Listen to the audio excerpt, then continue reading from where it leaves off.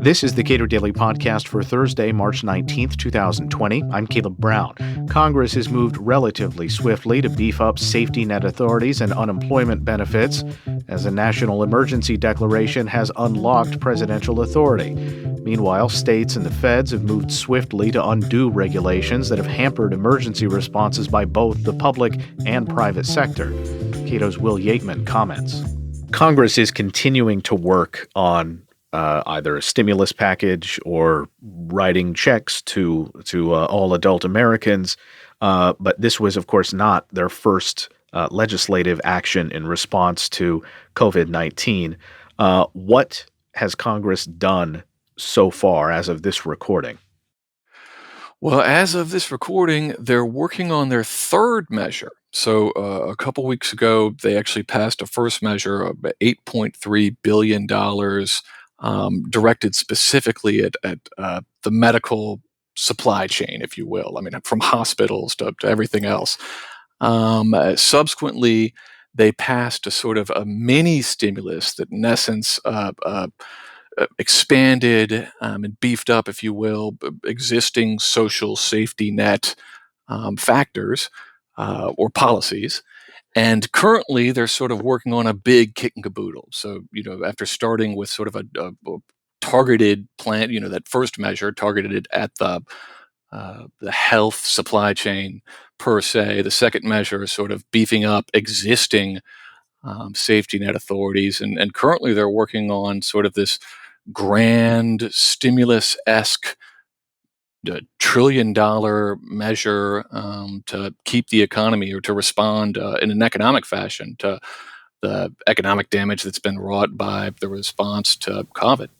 What powers have been unlocked for the president with respect to this, which is, I think, legitimately you could call it a national emergency?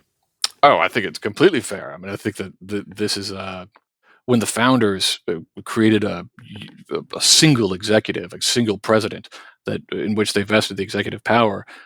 It was very much with emergencies such as this in mind. So this is actually one of the rare areas of policy, the response to COVID-19, where I'm not as alarmed as I normally am by the President Trump and declaring these emergencies, which tap these statutory authorities, these laws that Congress passes that give the president enhanced powers in various areas when he declares an emergency. So he's done this for a number of statutes. The most consequential seems to have been the declaration of the emergency declaration under Title 42 of the U.S. Code. That's a fancy way of saying under the public health laws. And this, in effect, gives the agencies in his administration, the Department of Health and Human Services in particular, greater flexibility, greater latitude to suspend or certain rules that might get in the way of a more of effective response to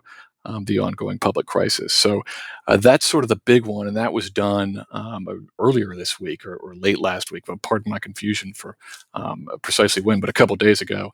Actually, today, the president announced an emergency under the Defense Production Act, and this would authorize the White House to nationalize industries in response to the COVID-19 crisis. I'll say this pointedly: the White House noted that they would exercise this authority if needed, quote unquote. And I think that's a very telling phrase. The president's rhetoric to date has very much recognized the relative efficiencies of private sector supply chains versus what the government can do. So part of me thinks that this was largely a measure to reassure the people that he's taking this seriously and that he's declaring emergencies as appropriate. But I strongly doubt whether or not the White House and the federal government is going to swoop in and take over nationalized industries. But that's the gist of what the president has done so far in terms of tapping his existing authorities. Okay, so at the state level and the federal level, a lot of regulations have just been relaxed or eased or done away with, at least temporarily. And a lot of those regulations appear on the wish lists for elimination by libertarians all over the place.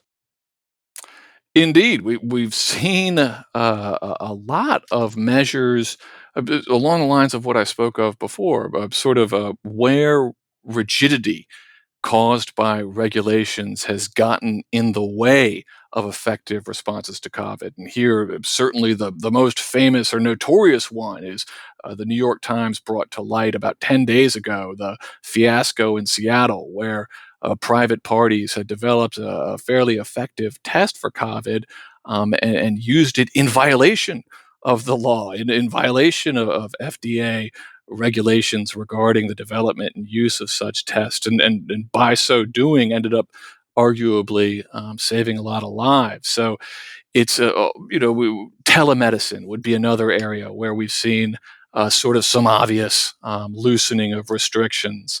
But not just there.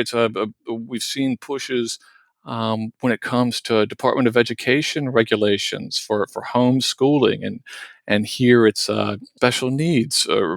That is to say, Americans with Disabilities Act (ADA). So that is a law that's a noble cause. I'll say my twin is disabled. That's something, I'm actually incredibly sympathetic to the disabled community, but at the same time, it was the perfect being the enemy of the good in terms of a response to COVID and homeschooling. I mean, the extent to which rigid ADA rules were the schools were making a determination whereby instead of trying to accommodate just the vast preponderance of our students, and thereby running afoul of the ADA, we're just not going to try. We're not going to accommodate anybody, and everybody's on their own. So that sort of measure, and even down to smaller levels. So we've seen on college campuses across the board, as students have been sent home, and I'm sure everyone's read about that or experienced it themselves.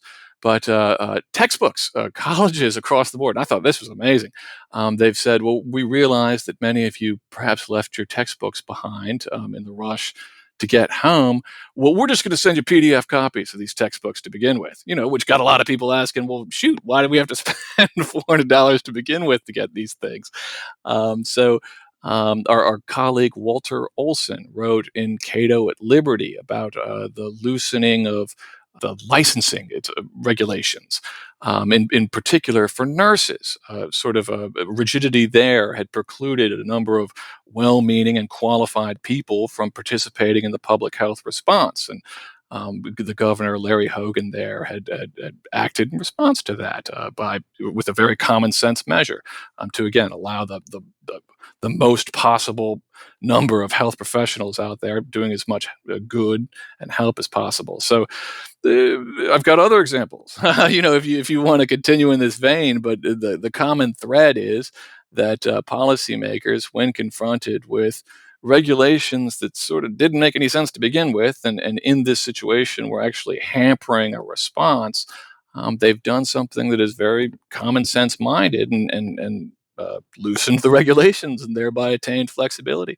Maybe you can explain this to me. What mechanically within the levers of government allows these agencies to just cast this regulation aside? Are these executive decisions, or are heads of agencies able to simply say, well, we're going to get rid of this? When you're talking about like medical licensure and allowing people to become licensed across state lines and things like that, like Jared Polis in Colorado did it. Washington State did it. Texas has done something similar.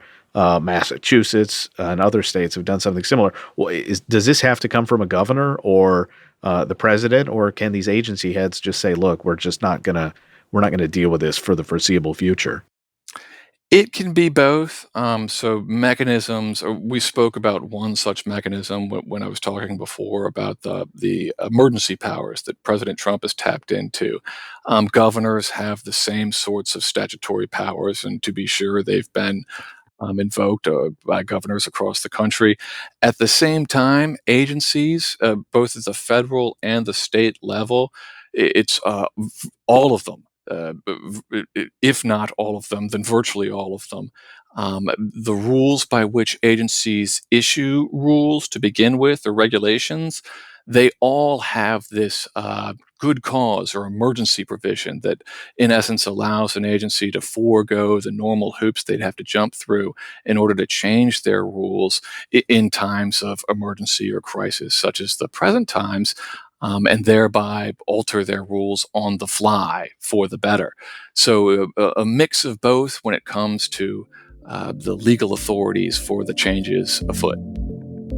Will Yeatman is a research fellow at the Cato Institute. Subscribe to the Cato Daily Podcast wherever you please and follow us on Twitter @Cato Podcast.